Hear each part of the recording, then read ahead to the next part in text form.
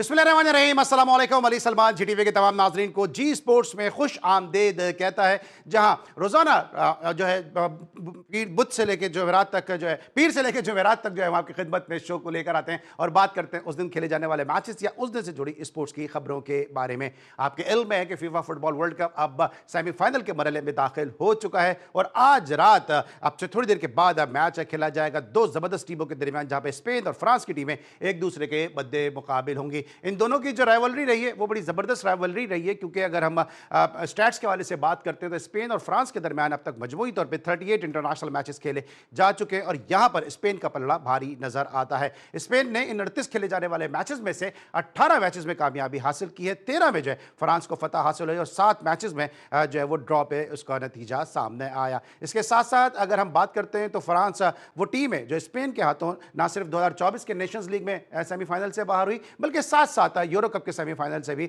जो है वो बाहर हुई। यही वजह है कि स्पेन के जो डिफेंडर है लाइमीन, उन्होंने ये कहा कि इसमें फ्रांस के पास मौका है या कोई तीसरी मरतबा हमसे सेमीफाइनल में हारकर टूर्नामेंट से बाहर हो जाए या तीसरी मरतबा जो है वर्ल्ड कप के फाइनल तक रसाई हासिल कर ले। तो बड़ा इंटरेस्टिंग यह मुकाबला होने वाला है और अब तक इन दोनों टीमों के दरमियान वर्ल्ड कप में सिर्फ एक ही मार्का सामने आया कि जहां पर फ्रांस ने स्पेन को शिकस्त दे दी थी और अगले मरहले के लिए क्वालिफाई कर लिया था। आज के शो में हम बात करेंगे फीफा फुटबॉल वर्ल्ड कप के हवाले से और आज का हमारा पूरा जो शो है वो फुटबॉल के हवाले से ही तरतीब दिया गया है। मेरे साथ स्टूडियो में एक ऐसी ज़बरदस्त शख्सियत मौजूद है जो खुद भी फुटबॉल खेले, फुटबॉल एनालिस्ट हैं और ना सिर्फ जी स्पोर्ट्स बल्कि दीगर जो स्पोर्ट्स के शोज़ होते हैं उसमें भी आप इनको मुख्तलिफ शोज़ में देखते हैं। अपने तबसरे और तज्जियों के बायस ना सिर्फ शोहरत बल्कि दिन ब दिन मकबूलियत भी हासिल कर रहे हैं। ज़ैगम अब्बास साहब ने हमें ज्वाइन किया, शो में खुश आमदेद कहते हैं। अस्सलाम वालेकुम ज़ैगम साहब। वालेकुम अस्सलाम, बहुत बहुत शुक्रिया। जैगम साहब हमारे साथ गुज़िश्ता शो में भी मौजूद थे और हमने इनसे प्रेडिक्शन ली थी कि कौन सी 4 टीमें जो हैं वो सेमीफाइनल में पहुंचेंगी और किस हद तक इनकी प्रेडिक्शन सही साबित हुई, ये भी हम आपको आज के शो में सुनवाएंगे भी और दिखाएंगे भी। इसके साथ साथ हमारी कोशिश ये होती है कि जी स्पोर्ट्स में जहाँ पे हम यंग टैलेंट को, खेल को, खिलाड़ियों को प्रमोट करें, उनको लाइमलाइट पर लेकर आएँ, वहाँ पर जो अपने जो एनालिस्ट हैं जो जिनके पास बड़ी नॉलेज होती है लेकिन कोई ऐसा प्लेटफॉर्म नहीं होता कि जहाँ पर वो अपनी सलाहियतों का इजहार कर सके, तो हमारी कोशिश ये होती है कि गाहे बगाहे है हम अपने शो में यंग एनालिस्ट को भी जो है वो शो का हिस्सा बनाएं। लाहौर से हमें ज्वाइन किया यंग एनालिस्ट है सादान सऊद साहब ने, शो में खुश आमदेद कहते हैं। अस्सलाम वालेकुम सादान। अस्सलाम वालेकुम। Thank you very much for inviting me here. सादान, thank you so much for joining us in Zee sports. बात करेंगे जनाब सेमीफाइनल के हवाले से, जो जहां पे स्पेन और फ्रांस की टीमों के दरमियान अब से थोड़ी देर के बाद इस फीफा फुटबॉल वर्ल्ड कप का सेमीफाइनल मैच खेला जाएगा। ये दोनों टीमें किस तरह से इस क्वार्टर फाइनल के सफर को तय करते हुए सेमीफाइनल तक पहुंची हैं, इस हवाले से एक रिपोर्ट है, आइए देखते हैं। जी नाज़रीन, आपने रिपोर्ट देखी किस तरह से ये दोनों टीमें जो है सेमीफाइनल की लाइनअप मुकम्मल करने में चारों टीमें कामयाब हुई कि जहां पे स्पेन और फ्रांस आज के सेमीफाइनल में मद्दे मुकाबिल होंगे। अर्जेंटाइन और इंग्लैंड के दरमियान जो है वो दूसरा सेमीफाइनल कल खेला जाएगा। ज़ैगम अब्बास साहब के साथ गुफ्तगू का आगाज़ करते हैं। ज़ैगम साहब, सबसे पहले तो ये बताएं कि पूरे अगर ओवरऑल हम फुटबॉल वर्ल्ड कप को हम समराइज़ करते हैं तो इसको किस तरह से आप देखते हैं, क्योंकि मेरे ख्याल में ये सबसे ज़्यादा कॉन्ट्रोवर्शियल वर्ल्ड कप था। जो रेफरीज के डिसीजन सामने आए, लोग उससे खुश नहीं थे और कुछ पसंदीदा टीमें भी बाहर हो गई और सबसे पहले तो जो इटली की टीम है वो जो 48 टीमों में भी क्वालिफाई नहीं कर सकी। फिर कुछ पसंदीदा टीमें भी बाहर हो गई, जिस तरह इजिप्ट की टीम खेल रही थी वो बड़ा कंट्रोवर्शियल रहा। फिर अर्जेंटाइन के कुछ मैचेस ऐसे रहे कि जो बड़े कंट्रोवर्शियल सामने आए। क्या कहेंगे इस ओवरऑल अगर किस तरह इस वर्ल्ड कप को समराइज करेंगे? देखें, आप बिल्कुल दुरुस्त कहा आपने कि जहाँ ये वर्ल्ड कप बहुत अच्छे सनसनीखेज मैच देखने को मैसर हुए फुटबॉल के शायकीन को, लेकिन उसके साथ साथ जो एक सबसे बड़ा मुतनाज़ा जो थे वो रेफरी शिफ्ट को जो थी, इसको दुनिया के तकरीबन हर स्पोर्ट्स का जितने भी लोग थे, चाहे वो सहाफ़ती बरादरी हो, चाहे वो कोई भी हो, उसने इसको बड़ा अच्छा नहीं लिया, इसलिए कि उसमें यकीनन कुछ फ़ैसले ऐसे थे और ख़ास करके जो है ना फ़ीफ़ा के जो कुछ इतना कमज़ोर, हालांकि इतनी स्ट्रॉन्ग उसकी बॉडी है, क्योंकि उसमें सबसे ज़्यादा जो मुतनाज़ा और कंट्रोवर्सी उस वक्त इख्तियार करी कि जब वाइट हाउस से जो है एक ऐसा रूल कि जो फीफा का अपना रूल था कि रेड कार्ड के बाद न खेलने का, उसको उन्होंने बिल्कुल जो है वेव ऑफ कर दिया, जिसकी वजह से ये बड़ा मुतासिर हुआ। उसके अलावा तकरीबन हर काफ़ी मैचों में जो है ख़ास करके जैसे मोरक्को के और ये इजिप्ट के मैच में भी देखिए कुछ डिसीजन हुए, फिर सबसे बड़ी स्विट्जरलैंड के वाले उसमें जो गोल आखिरी वक्त में रिजेक्ट किया।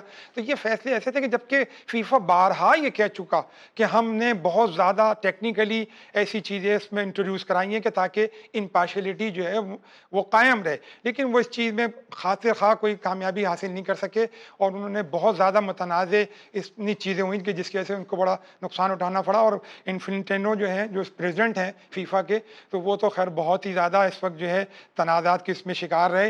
लेकिन बहरहाल अब रहा मामला ये कि आपने अभी तस्करा किया, बड़ा अच्छा कहा कि इसके स्पेन और इसका जो मुकाबला है फ्रांस का, देखिए दोनों यूरोप की टीमें हैं और इन दोनों का हमेशा यूरोप का ये वतीरा है कि वो हमेशा अटैकिंग जो गेम है वो खेलते हैं, डिफेंसिव खेल नहीं खेलते।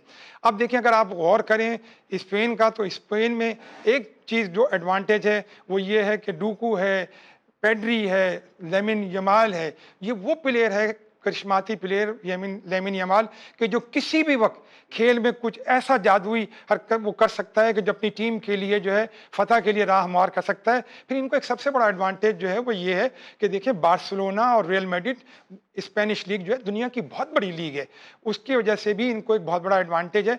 लेकिन यहाँ एक बात मैं ज़रूर कहूँ कि देखिए जगह अब जब इनका तकाबुल करते हैं अगर हम इसके साथ फ्रांस के साथ, तो देखिए फ्रांस को जो एक सबसे बड़ा एडवांटेज है वो उनके डीडीआर जो कोच हैं उसकी बहुत बड़ी इसमें कंट्रीब्यूशन है और उसकी तरबियत का वो है कि उसके समराज भी उन्होंने बहुत हासिल किए। आपने देखा होगा कि 2018 का जो वर्ल्ड कप है वो फ्रांस जीता और 2022 का जो वर्ल्ड कप था उसमें भी रनर रहा। तो ये बहुत इसकी कामयाबी का राज है। अब उसके प्लेयरों पर अगर हम बात करते हैं तो आप देखें की बात है कि जहाँ उनका जो ये स्क्वाड है बहुत ज़बरदस्त स्क्वाड है। इसमें आप देखें कि डेम्बले है, बारकोला है, एम्बापे सबसे बड़ा एम्बापे नाम है और यानी ओलिसा, ये वो अटैकिंग हुए। इसमें जो दो प्लेयर हैं मैं उनके लिए बताता चलूं कि वो मशहूर हैं, जिसमें कलियान एम्बापे और डेम्बले की, ये जो किसी भी मुल्क की टीम का जो दिफाई हिसार है ये सलाहियत रखते हैं कि उसको तोड़ने की और अपनी टीम के लिए फतह कर दिया है वो राह हमार करते हैं। और फिर इसमें इनको एडवांटेज बारकोला का और इनका हो जाता। दूसरे स्पेन का डिफेंस भी अच्छा है। अगर आप बात करें जिस तरह यमल की आपने बात की है, लाइमिन यमल के डिफेंस जो है स्पेन का बहुत ज़बरदस्त है और यही वजह है कि हमने पूरे टूर्नामेंट में थ्रू आउट द टूर्नामेंट देखा है कि स्पेन के खिलाफ सिर्फ एक गोल स्कोर हुआ है और फ्रांस का जो इतना ज़बरदस्त डिफेंस है, इस तरह भी सहगम साहब भी बात कर रहे हैं कि फ्रांस के खिलाफ पूरे टूर्नामेंट में सिर्फ 2 गोल स्कोर हुए, एक सेनेगाल ने किया था और एक और जो गोल स्कोर उनके खिलाफ हुआ था। तो दोनों टीमें जो अगर हम एप्पल टू एप्पल अगर कंपैरिजन करते हैं तो दोनों ही टीमें बड़ी जबरदस्त हैं और दोनों ही टीमों के वो कहते हैं ना कि ये वो अब स्टेज आ गया है कि जहां पे लक जो है वो डिसाइड कर देगी कि कौन सी टीम जो है अगले राउंड तक पहुंचेगी। साधारण आप इस टूर्नामेंट को किस तरह से देखते हैं, क्योंकि जिस तरह से अभी जैगम साहब भी बात कर रहे हैं कि बड़े कंट्रोवर्शियल ये जो है वो वर्ल्ड कप रहा, 48 टीम्स है, इसमें तबा टीमों की तादाद भी बढ़ाई गई, फिर जो रेफरीज के डिसीजन थे उन्होंने मैच के नताइज को तब्दील भी किया और जब जब मौरख तारीख लिखेगा इस वर्ल्ड कप की तो इजिप्ट और अर्जेंटाइन का जो मैच है वो उसके तस्करे के बगैर जो है फीफा फुटबॉल वर्ल्ड कप की हिस्ट्री मुकम्मल नहीं होगी। जिस तरह आज तक हम 1986 का वो फुटबॉल का मैच याद करते हैं कि जहां पे अर्जेंटाइन और इंग्लैंड के दरमियान हैंड गोल स्कोर किया था मैराडोना ने, इस तरह अर्जेंटाइन का और जो इजिप्ट का वो मैच है वो भी हमेशा याद रखा जाएगा। जी जैसे कि जी जी बिल्कुल, जैगम साहब ने जिस तरह कहा कि ये tournament has been very controversial और क्योंकि वीएआर की इतनी इंटरवेंशन है इस टूर्नामेंट में। अगर हम आज से कोई पिछले 2 वर्ल्ड कप को देखें तो उसमें भी इस तरह के फाउल्स होते थे, इस तरह की रेफरी की फेवरिज्म नजर आती थी, लेकिन क्योंकि वीएआर की इंटरवेंशन इतनी नहीं थी तो हम इन चीजों को इग्नोर कर रहे थे। बट अब क्योंकि टेक्नोलॉजी इतनी ज्यादा है, हम अगर सिर्फ फुटबॉल की बात करें, ट्रायोंडा में इतनी टेक्नोलॉजी है कि वो 500 जो उसके फ्रेम्स हैं पर सेकंड मैच के वो दे रही है, तो उसमें तो किसी भी चीज को निगलेक्ट करना, किसी भी किस्म का फेवरिज्म देना फीफा के लिए अपने ऊपर एक कुल्हाड़ी मारने वाली बात है। और अभी मैं आई वाज स्टडीइंग समवेयर कि 6 million more than 6 million petitions जो है वो फीफा के अगेंस्ट दायर भी की जा चुकी हैं। तो आई गेस कि फीफा को इस बारे में थोड़ा सा वर्ल्ड कप के बाद देखना पड़ेगा कि ये टूर्नामेंट दो के सक्सेस, इसमें बहुत अच्छे अच्छे गेम्स की हुए, बहुत अच्छा रिस्पांस मिला फैंस की तरफ से। ठीक है, साधारण गुफ्तगू का सिलसिला जारी रहेगा। जैगम अब्बास साहब गुज़िश्ता शो में मेरे साथ जब मौजूद थे और हमने इनसे पूछा था कि जरा कौन सी इनकी 4 सेमीफाइनलिस्ट टीम है और उन्होंने क्या कहा था। हम आपको दिखाएंगे कि इनकी प्रोडक्शन किस हद तक यही किस हद तक जो है वो गलत साबित हुई है। मिलते हैं छोटे से ब्रेक के बाद।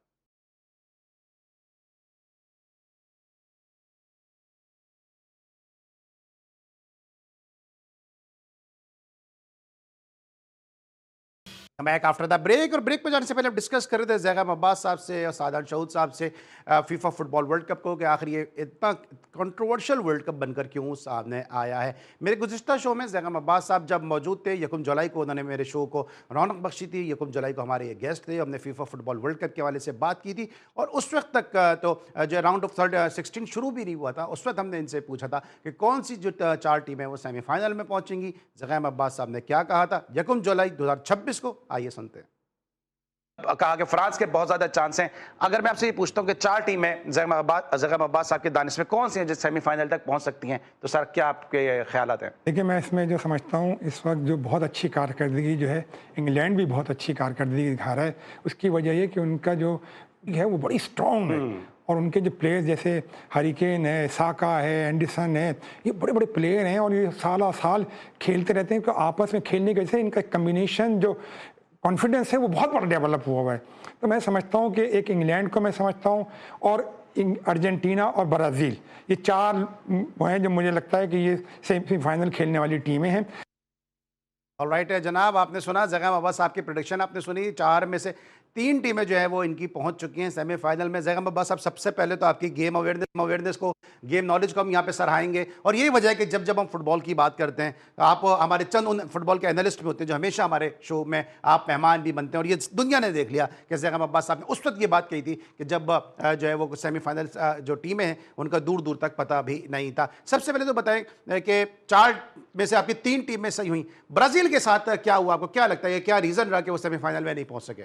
देखिए, जो ब्राज़ील का अपना खेल था वो बिल्कुल वाकई, मतलब वो उसमें खेल वो पेश नहीं कर सके जो उनके लिए शिकस्त का सबब बना।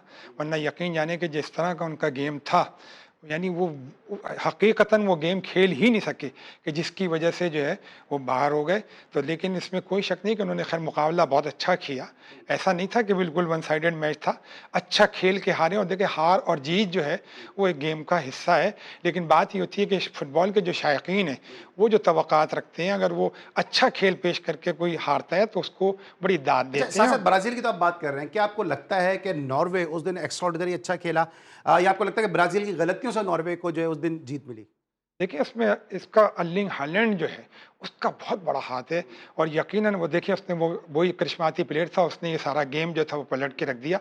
और बिल्कुल ब्राज़ील जो है, मतलब उम्मीद भी नहीं कर रहा था कि इतना अच्छा वो खेल सकेंगे, लेकिन उसने बहुत शानदार खेल पेश करके अपनी टीम को जो है फतह दिलवाई। तो मैं समझता हूँ कि इसमें अर्लिंग हालैंड का बहुत बड़ा हाथ था, क्योंकि ज़ाहिर है कि मैनचेस्टर सिटी से खेलता है और उसका स्टार प्लेयर है, और उसने वो अपना जो काम था वो करके दिखा दिया और अपने मुल्क को जो है फतह से हमकिनार करा दिया। साधन, आपको क्या लगता है कि हालैंड की जिस तरह से खेले ब्राजील के खिलाफ, अगला जो मैच खेले हैं, हमने कुछ ऐसे क्लिप्स देखे हैं कि जिसमें उनको पासेस ही नहीं दिए गए, और ये सेम चीज़ हमने देखी है नेमार के साथ भी हुई है, सेम चीज़ हमने देखी है कि रोनाल्डो के साथ भी ये चीज़ हुई है कि लगता है कि विद इन द टीम इनका कंपटीशन हो गया, कि अब इनकी जो स्टार पावर है, ये कैरिस्मेटिक जो इनकी पर्सनैलिटी है, शायद इनकी टीम भी इनसे इनसिक्योर है, क्योंकि जहां इनको पासेस दिए जा सकते थे वहां पे फॉरवर्ड्स ने या मिडफील्डर ने इंडिविजुअल गेम का जो है वो मुजाहरा किया। आप इससे मुत्तफिक हैं? बिल्कुल, this is one of the very reason जिसकी वजह से पोर्चुगल वर्ल्ड कप में आगे नहीं जा सका। रोनाल्डो को सही यूटिलाइज नहीं उन्होंने किया। रोनाल्डो ने वेट किया बॉक्स में, जो उसकी स्ट्रेंथ थी, हेडर थे, उसके क्रॉसेस को उन्होंने नहीं यूटिलाइज किया उसको सही मौके पे, और इसमें कहीं ना कहीं टीम केमिस्ट्री भी लैक करती है। और सेम गोल्स विद हालैंड के पास, जहां ब्राजील के मैच में 2 गोल्स आए, उसने वहीं पे गोल्स किए और टीम को जितवाया।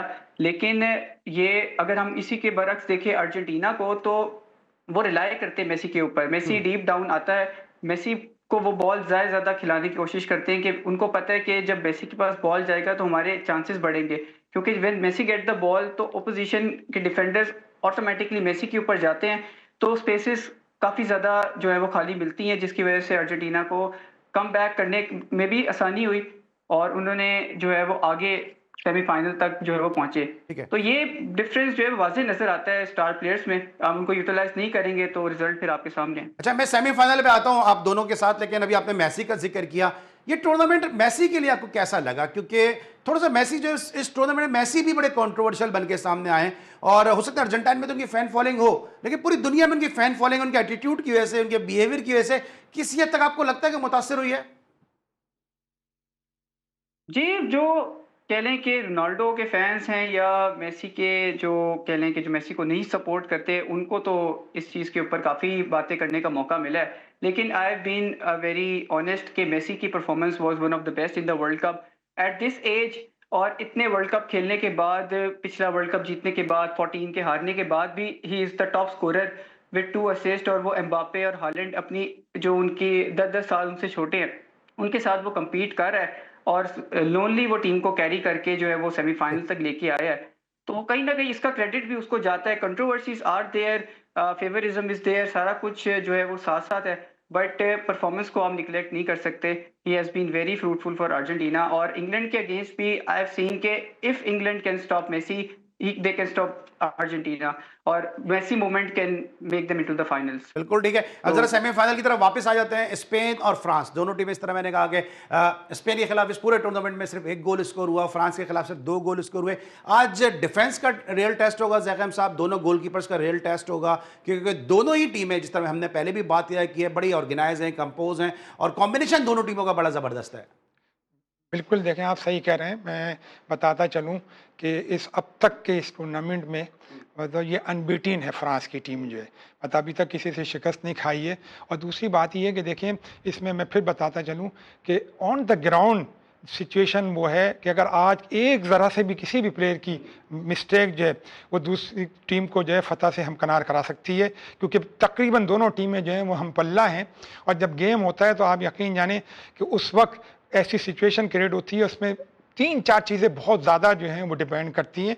देखिए, उसमें पासिंग कम्बिनेशन जो है वो बहुत अहमियत का हामिल होता है, कि जिसकी वजह से जो है वो गोल के मूवमेंट्स बनते हैं, और उसी में जो है अमूमन टीमें जो हैं गोल करती हैं। और देखिए, इसमें दोनों टीमों की पूरी कोशिश होगी कि किसी भी तरीके से ये मैच जो है वो ऑन द फील्ड में जो है निकाल लें। प्लेंटी पे देखिए कि तारीख है कि बड़े से बड़ा प्लेयर, चाहे वो ज़ीको हो, चाहे माइकल प्लाटिनी हो, ये बड़े से बड़े प्लेयर जो है, अभी आपने देखा होगा इसमें मेसी ने भी एक मिस कर दी थी प्लेंटी, तो ये रोनाल्डो ने भी मिस करी, तो नेमार ने भी मिस करी, नेमार ने भी, पार्ट ऑफ द तो गेम देखिए है। पार्ट ऑफ द गेम है। तो इनकी पूरी दोनों टीमों की कोशिश होगी, और क्योंकि देखिए दोनों यूरोपियन टीमें, इनको आपस में बहुत तजर्बा है खेलने का, तो उसकी वजह से इनकी पूरी कोशिश होगी कि किसी भी तरीके से जो है वो इस फील्ड में जो है वो गोल निकाल लें, इसको पेनल्टी में लेके जाए, जाके रिजल्ट जो है वो मुख्तलिफ। अच्छा, पूरी दुनिया में फुटबॉल वर्ल्ड कप देखा जा रहा है। इससे पहले मैं जरा दुबई जाऊं, 1 मिनट मुझे जरा सादान से क्वेश्चन कर लूं, उसके बाद फिर जरा सलमान लुकमान की तरफ लेके चलेंगे। उसमें दुबई में मुझे ये, अभी आपने एम्बापे की बात की है, इस टूर्नामेंट में जो जर्मनी के फॉरवर्ड हैं क्लोज है, उनका रिकॉर्ड भी एम्बापे ने ब्रेक किया है, सबसे ज्यादा गोल स्कोर करने का। कितनी जो सेंटर ऑफ अट्रैक्शन होंगे यहाँ पे फ्रांस के एम्बापे? जी, आज का मैच जो है वो इसलिए भी बहुत इंपॉर्टेंट है क्योंकि it's between Mbappe and lamin Yamal. Spain अपनी साइकोलॉजी के जो साथ खेलेगा, पोजेशन को कैरी करेगा, जो कि they have been the most possessed team in this world cup. France की जो हमें टैक्टिक नजर आई है, उन्होंने पोजेशन के ऊपर वो नहीं गए, but they believed in counter attacks. उनके अभी तक उस वर्ल्ड कप में 16 गोल हैं, जिसमें से 5 से 6 गोल उन्होंने काउंटर अटैक्स पे किए हैं, जिसमें डेम्बेले और एम्बापे का बहुत की रोल है। तो दोनों टीम्स अपनी स्ट्रेंथ के साथ जाएंगी, और जहां पे जो टीम गलती करेगी वो टीम जो है वो हारेगी। आई बिलीव कि ये मैच प्रोलॉन्ग होगा, एक्स्ट्रा टाइम पे जाएगा, एंड मे बी पेनल्टीज की तरफ भी चला जाए। ऑलराइट, बिल्कुल ठीक है। पूरी दुनिया में जो है फुटबॉल फीवर इस वक्त उरूज पर है, और आपने हमारा लियारी का एपिसोड भी देखा होगा कि कितनी वहां पे फैन फॉलोइंग है, और क्यों लियारी को जो है वो मिनी ब्राजील कहा जाता है। लेकिन सलमान लुकमान इस पूरे फीफा वर्ल्ड कप के दौरान काफी बिजी रहे, कनाडा भी गए, टोरंटो से भी उन्होंने अपडेट किया, इस वक्त दुबई में मौजूद हैं और हमें उन्होंने ज्वाइन किया है। सलमान, सबसे पहले आपको यहां पे वेलकम करेंगे, और साथ साथ बताइएगा कि इस वक्त दुबई में फुटबॉल फीवर किस तरह से जो है वो सेलिब्रेट किया जा रहा है। फैंस भी आपके साथ यकीनी तौर पे मौजूद होंगे, क्या अपडेट है इस फुटबॉल वर्ल्ड कप के हवाले से? जी बिल्कुल, अगर बात कीजिए फीफा वर्ल्ड कप के हवाले से, तो जिस तरीके से कितने अच्छे मैचेस हुए हैं, हमने टोरंटो में भी अपने जो मैचेस कवर किए थे, और इसके अलावा अब जो है सेमीफाइनल होने जा रहा है फ्रांस का और स्पेन का। बहुत बड़ा मैच है ये, क्योंकि फ्रांस काफ़ी ज़्यादा अच्छी टीम नज़र आ रही है, स्पेन ने भी काफ़ी टीमों को हराया है। तो इस हवाले से आज जो शौकीन हैं फुटबॉल के वो हमारे साथ मौजूद हैं, उनसे इस हवाले से हम बात करेंगे। ये बताएगा कि आज फ्रांस का मैच है स्पेन के साथ, सेमीफाइनल है, कैसे देख रहे हैं? देखिए जी, फुटबॉल तो हर कोई देखता है, शहरी तकरीबन कनाडा में भी लोग गए हुए हैं देखने के लिए, तो हम ओवरसीज़ पाकिस्तानी दुबई में बड़े शौक से देखते हैं।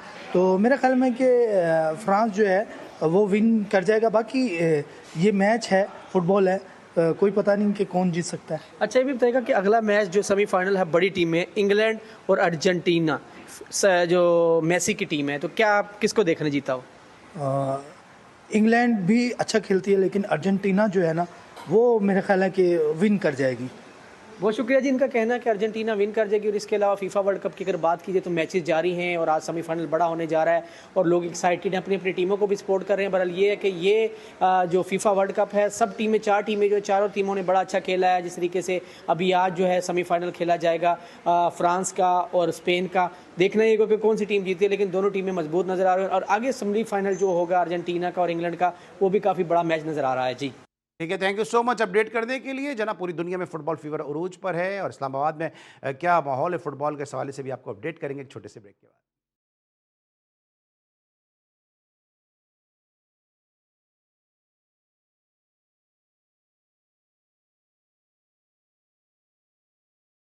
Welcome back after the break. Football के साथ साथ हम क्रिकेट में भी बात करेंगे कि जहां पे इंडिया और इंग्लैंड की टीमों के दरमियान सीरीज का पहला एक रोजा मैच और 3 एक रोजा मैचेस की सीरीज में इंडिया ने यहां पर कामयाबी हासिल की 6 विकेटों से और इस तरह 1-0 से अब वो इस सीरीज में अप है। सादान हमारे साथ मौजूद है। सादान, बताइएगा कि बैक टू बैक शिकस्तों का सामना करना पड़ रहा था, टीम इंडिया बहुत प्रेशर में थी, आयरलैंड के खिलाफ दोनों T20 मैचेस हार गए, फिर 5 में से 4 T20 यहां पर हार गए, एक मैच बारिश की नजर हुआ और अभी कोहली की वापसी हुई, बुमराह की वापसी हुई, रोहित शर्मा की वापसी हुई और फिर पहले ही वनडे में गो के परफॉर्म नहीं कर सके कोहली और रोहित शर्मा, लेकिन उनकी जो प्रेजेंस थी उसने काफी मैटर किया और 6 विकेटों से यहां पर इंडिया जीत के उस जमूद को तोड़ने में कामयाब हुआ जो इंडिया की शिकस्तों की सूरत में कायम था।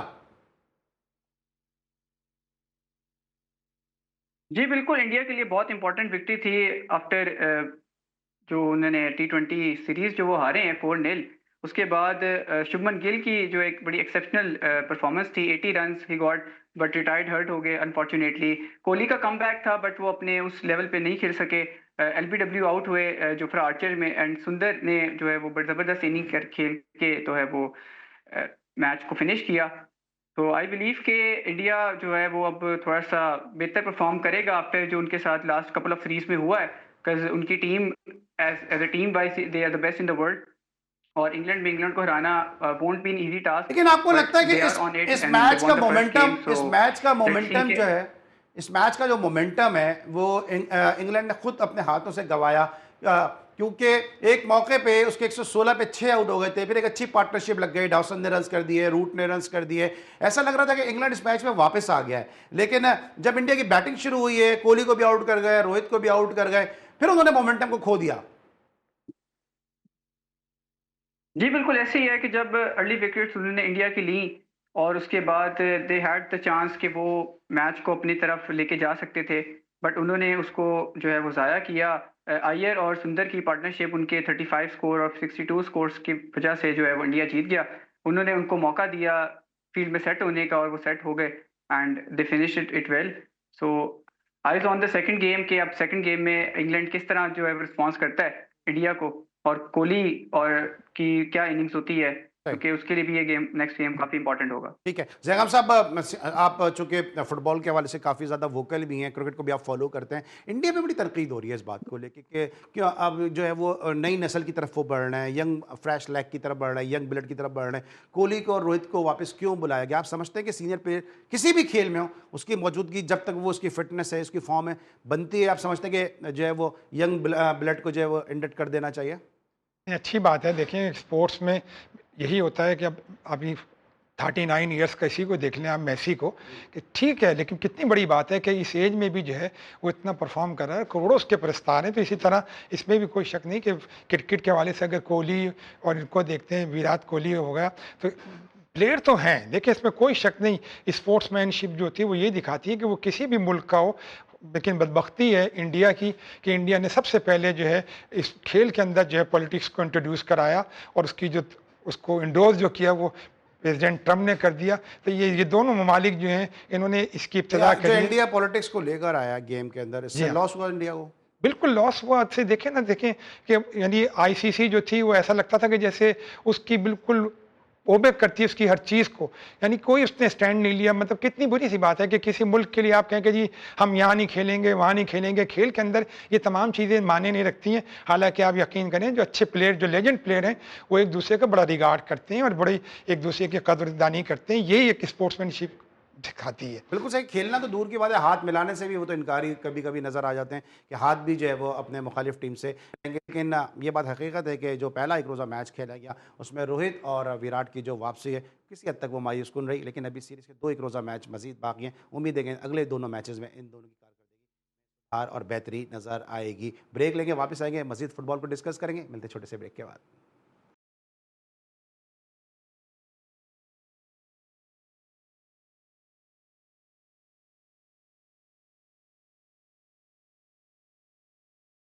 Back after the break. और ब्रेक पर जाने से पहले आपने दुबई से रिपोर्ट देखी थी कि फुटबॉल फीवर किस तरह से जो है वो पूरी तरह से उरूज पर है। लेकिन साथ साथ इस्लामाबाद में भी जो है फुटबॉल के दीवाने मतवाले इन खुशियों को, इस फीफा फुटबॉल वर्ल्ड कप को सेलिब्रेट कर रहे हैं। और इस हवाले से इस्लामाबाद में जो है वो कुछ एम्बेसडर्स और पाकिस्तान के वेटरन्स प्लेयर के दरमियान एक फुटबॉल मैच खेला गया इस फुटबॉल वर्ल्ड कप को सेलिब्रेट करने के लिए। इस हवाले से एक रिपोर्ट है, आइए देखते हैं। फीफा वर्ल्ड कप 2026 के बुखार ने वफाकी दारुल हुकूमत इस्लामाबाद को भी अपनी लपेट में ले लिया। वफाकी दारुल हुकूमत में मुख्तलिफ ममालिक के सफारतकारों और पाकिस्तान के वेटरन फुटबॉलर्स के दरमियान एक दोस्ताना फुटबॉल मैच का इनेकाद किया गया, जहाँ खेल के साथ दोस्ती और खैर सगाली का खूबसूरत इम्तजाज देखने में आया। मैच के आगाज से ही दोनों टीमों ने जारहाना खेल पेश किया, ताहम डिप्लोमेट्स ने शानदार कारकर्दगी का मुजाहरा करते हुए वेटरन्स की टीम को 3 के मुकाबले में 1 गोल से शिकस्त दे दी। मैदान में खूबसूरत पासेस, बेहतरीन दिफा और शानदार गोल्स ने शायकीन को खूब महसूस किया। आजकल वर्ल्ड कप चल रहा है फुटबॉल का और हम भी चाहते थे कि पाकिस्तान की टीम वहाँ पर हो, लेकिन कहीं से शुरुआत हो रही है। और हमें उम्मीद है कि इंशाल्लाह ताला आने वाले फुटबॉल क्लब्स में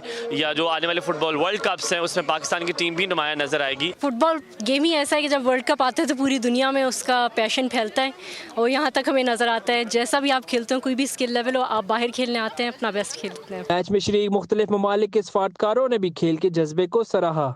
Yeah, I was surprised, to be honest. I thought Pakistan was a cricket nation and it would be cricket alone. But I've come here, I've seen a very strong and vibrant football culture. I mean, the talents from the veterans, I mean, you know, they are old now, but I knew when they were younger they could play better than this. And it was nice sharing the same pitch with them today. World cup के माहौल में इस्लामाबाद में मुनक्किद होने वाला ये दोस्ताना मुकाबला इस बात का सबूत है कि फुटबॉल सिर्फ एक खेल नहीं बल्कि दिलों को जोड़ने और कौमों के दरमियान फासले कम करने का मौसर जरिया भी है। कैमरामैन परवेज चौधरी के साथ मुश्तबा हसन, GTV न्यूज़, इस्लामाबाद।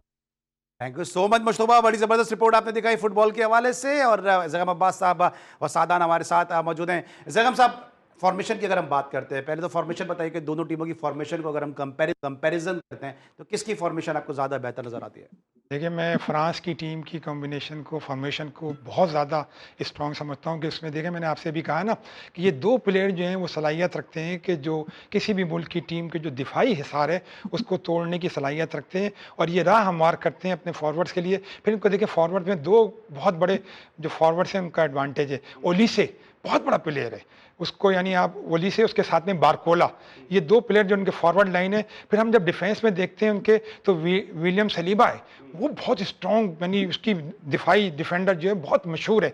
तो मैं यकीन से कहता हूं कि आप देखिएगा कि इंशाल्लाह कि ये मुझे लगता है कि फ्रांस की टीम जो है, जब फॉर्मेशन के हिसाब से हम जब तकाबुली वो करें तो मुझे लगता है कि फ्रांस की टीम बहुत शानदार खेल पेश करेगी।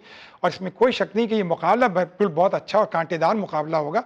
ऐसा नहीं है कि स्पेन की टीम जो है वो भी हो, लेकिन अच्छे मुकाबले के बाद मुझे पूरी उम्मीद है कि फ्रांस जो है वो कामयाबी हासिल करेगा। राइट, सही, बिल्कुल सही। ज़ैगम साहब, मुझे लग रहा है कि ना सिर्फ वो जो बियर्ड का स्टाइल है फ्रेंच कट उसके शौकीन है, फ्रेंच फ्राइज़ के, बल्कि और भी कुछ जो फ्रेंच चीज़ें उनके आप शौकीन है। लग रहा है फ्रांस की टीम को आप इसलिए सपोर्ट कर रहे हैं।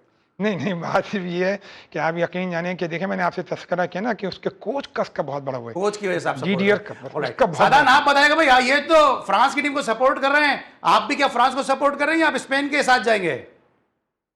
मेरी जो पर्सनल प्रेडिक्शन है वो स्पेन के साथ है, क्योंकि अगर हम लास्ट 2 मैचेस देखें इन दोनों के, वो भी बहुत बड़ी नौयत के मैचेस थे, उस पर जो है स्पेन ने कामयाबी हासिल की। और ये वाली जो स्पेन की टीम है वो जो प्रीवियस स्पेन की टीम हमने देखी है पिछले वर्ल्ड कप में, उसमें काफी डिफरेंस है।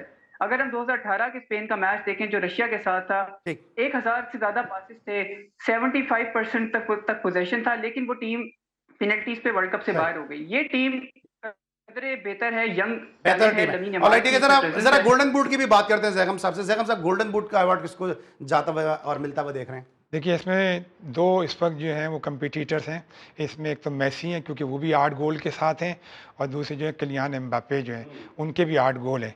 तो अब ज़ाहिर है कि ये दो टीमें, इसमें से मुझे लगता ही है कि अब ये आइंदा बकिया मैचों से पता चलेगा। लेकिन मैं इसमें फिर आपसे कहूँगा, आप मुझे वो थोड़ा सा कहेंगे कि फ्रांस का वो है, लेकिन हकीकत यही है कि किलियान एम्बापे जो है, वो मुझे उम्मीद है कि वो ये आपको क्या लग रहा है सादान, किसको जा रहा है golden boot? I would say Messi, क्योंकि अगर इस एज पे भी मेसी गोल्डन बूट लेके जाता है तो ये बहुत बड़ी बात होगी। एम्बापे बाकी प्लेयर्स को बीट करते हुए।